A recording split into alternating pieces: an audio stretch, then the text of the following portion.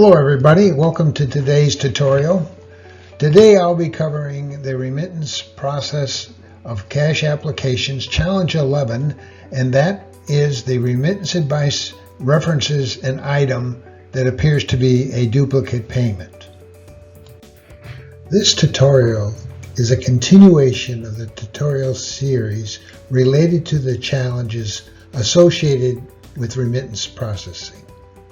If you have not viewed the introduction tutorial, we recommend you do so.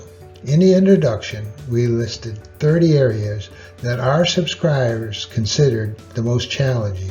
So we created a remittance processing series that takes a closer look at each of the challenges in more detail.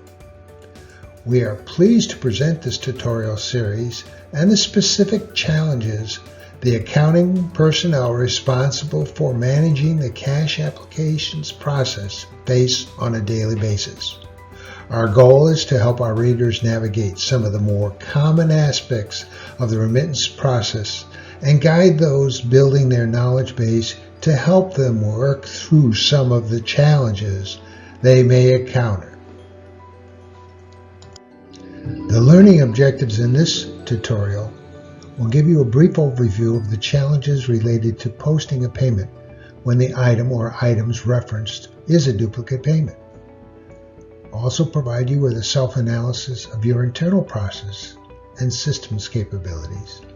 And lastly, 9 critical remittance process improvements you may want to consider. Now please note that this type of challenge is similar to Challenge 8 and some of the other challenges in this series.